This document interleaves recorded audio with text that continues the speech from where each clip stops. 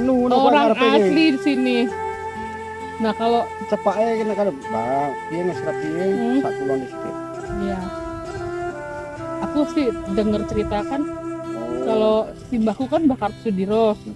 Nah, kakangnya kan dimakamkan di sini. Nah, ya anakku biar tahu. Kalau nggak digituin dia nggak tahu. Banget ya.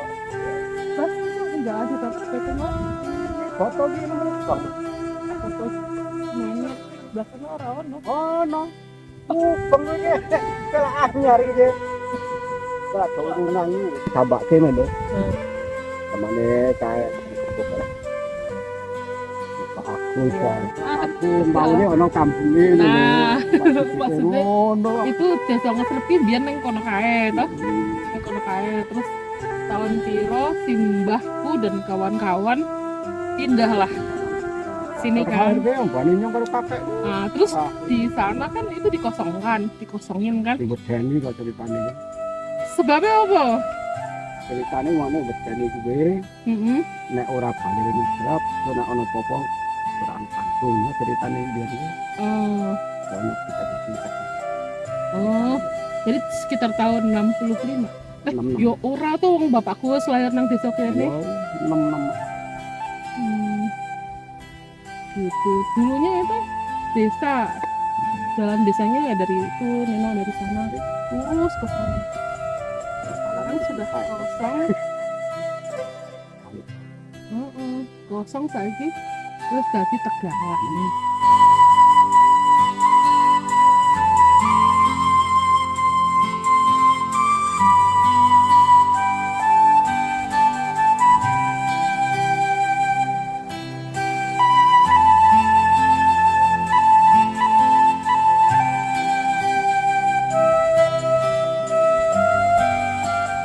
Orang belum punya banyak sumur atau apa gitu, bahkan WC pun orang jarang yang punya. Tuh di situ kalau mau mandi di situ ada kalinya. Kamu mandi sana nggak? Ayo. Hah?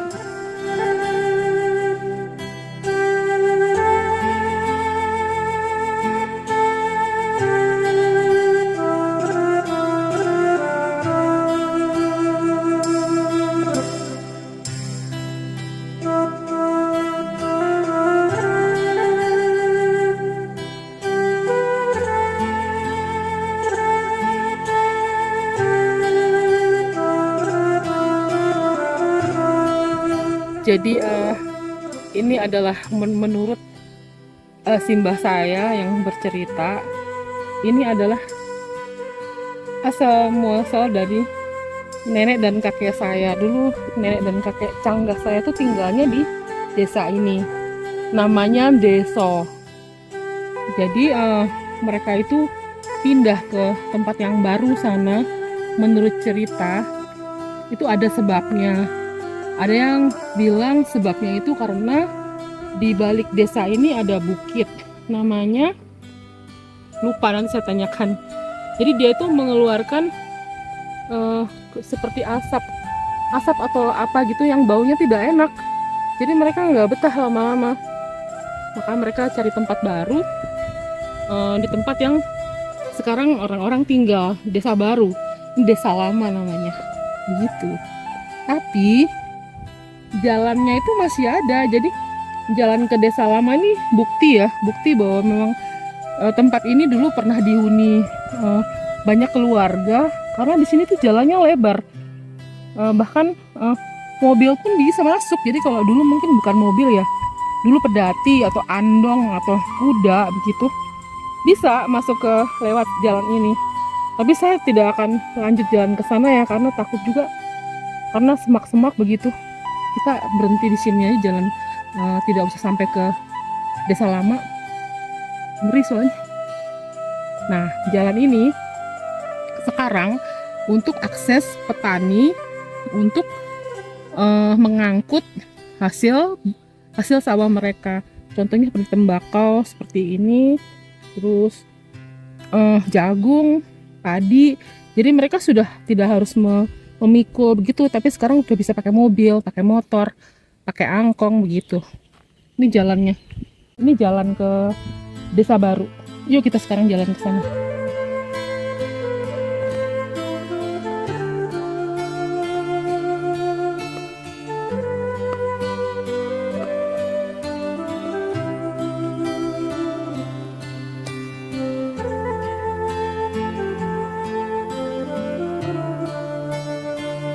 Ini ada kali ya. Kali ini eh, ujungnya, maksudnya hulunya itu pastinya di atas sana ya, di daerah mana tuh, Candi Moyo. Nah, kali ini namanya Kali Elo. Saya nggak tahu ya kenapa namanya Kali Elo, tapi menurut cerita Simbah saya, dulu itu ada pohon elo di situ. Pohon elo seperti apa saya juga kurang tahu, sudah tidak ada pohonnya. Nah, kali ini dulu tuh lebar. Jadi waktu saya kecil, kali ini lebarnya bisa sampai 5 meter. 5 meter. Ini bisa buat mandi anak-anak karena airnya kan jernih nih. Anak-anak tuh bisa mandi, terus kerbo-kerbo bisa mandi, terus buat mancing juga. Jadi bapak-bapak zaman dulu itu sering mancing di bagian bawah sana, itu ada kayak seperti kedungan gitu kan. Nah, itu banyak ikannya. Nah, ikannya tuh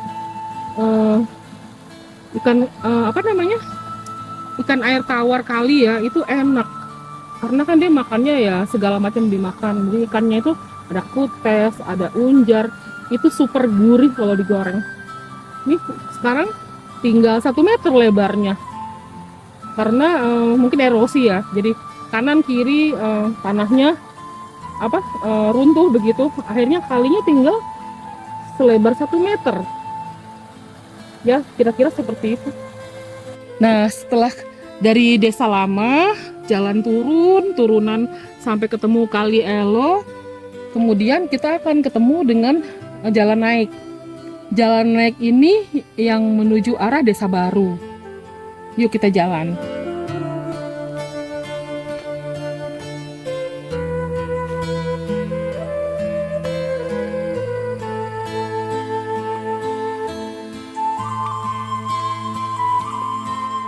Di depan saya ini ada kebun bambu. Kebun bambu, atau kalau di daerah saya di Jawa Tengah itu namanya papringan. Maaf ya, saya ngos-ngosan. Jadi mengapa dulu banyak ditanam pohon bambu seperti ini sampai 1 kebun? Mungkin 1-2 hektar ini ada. Zaman dulu itu hampir semua masyarakat di sini menggunakan bambu itu untuk bikin rumah. Jadi mulai dari pagar, dari tiang, hanya genting saja yang tidak pakai bambu. Jadi semuanya itu serba bambu. Makanya keberadaan si pohon bambu itu begitu penting, karena memang zaman dulu itu sulit untuk mendapatkan, belum mampu lah orang untuk bikin rumah dari kayu atau apalagi semen, bata, itu belum ada. Jadi zaman dulu ya rumahnya serba bambu. Sampai sekarang ini masih ada loh, pohon bambunya masih bertahan. Sekarang saya kurang tahu ya milik siapa. Ini kebun bambu. Setelah kebun bambu ini, kita jalan terus ya. Dan tidak jauh dari kebun bambu ini kita akan ketemu dengan Desa Baru. Desa Baru yang uniknya itu dihuni oleh kebanyakan ya adalah anak cucu canggah dari simbah-simbah mereka yang dulu tinggal di desa lama. Jadi hampir Desa Baru ini dihuni masih family, masih keluarga. Maksudnya keluarga satu darah, antara sepupuan begitu, kakak adik. Itu masih ngumpul semua di sini kebanyakan. Nah, ini jalan ke Desa Baru. Udah kelihatan rumah. Nah, tuh. Kebetulan ini sedang ada pembangunan ya. Jadi ada pasir di situ. Nanti di dekat pasir itu ada Linggayoni. Jadi itu juga peninggalan zaman purba juga ya itu. Saya kurang tahu nih Linggayoni dibuatnya tahun berapa. Nanti kita lihat ya di sana ya. Ini kan dulu nenek moyangnya di sana tinggalnya gitu. Iya. Kan jalan lurus. Kita dari sini jalan lurus sampai ke desa. Udah bagus jalannya. Iya, mainnya sampai ke situ, Bulungan.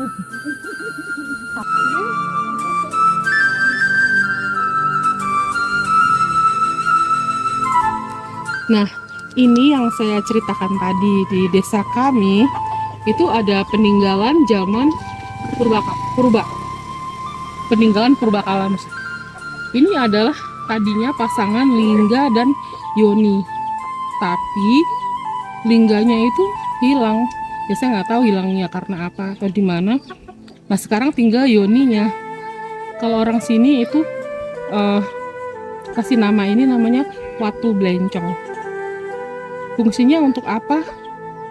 Saya juga kurang tahu sih. Mungkin bisa nanti dicari untuk apa. Tapi sepertinya di dalamnya itu ada tempat air begitu, coba tengok. Nah, ini ada tempat air. Kemungkinan mungkin untuk sembahyang ya. Untuk sembahyang atau kalau untuk numbuk padi sepertinya tidak ya, karena ini bentuknya tidak seperti bekas tumbukan gitu. Ini sepertinya tempat air, mungkin air untuk sembahyang karena di sini mengalir begitu.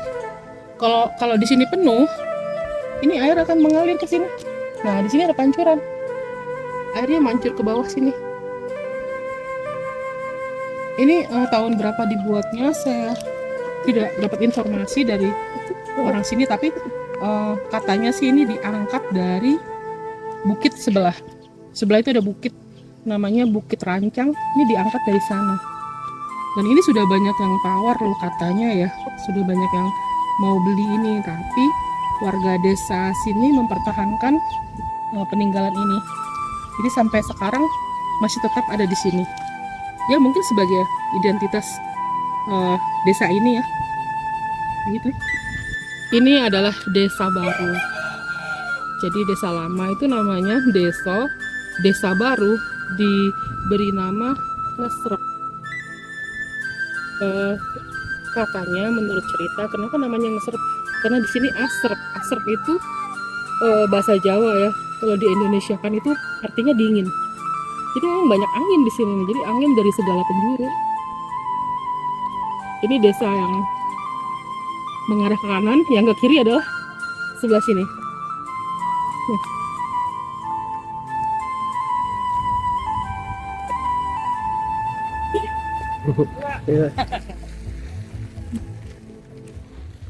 Nah ini adalah desa yang mengarah ke jalan keluar. Saya sih membayangkan zaman dulu ya pasti banyak kuda di sini, banyak kuda, pedati, andong gitu ya yang lewat-lewat ke sini untuk mengangkut hasil bumi. Kalau sekarang mobil, sekarang sudah tidak ada andong, dokar, dan sapi pun sudah jarang ya. Sapi, kerbau itu tidak lagi untuk mengangkut, tetapi untuk dipelihara dan dijual untuk diternak begitu ya. Ini adalah jalan menuju ke rumah keluarga saya, juga ke rumah saya.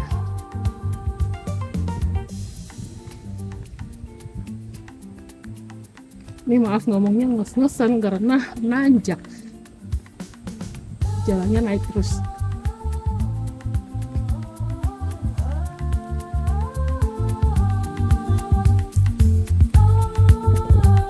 Selamat datang di rumah kami. Jadi rumah kami ada di luar desa ya. Jadi sudah melewati batas kali.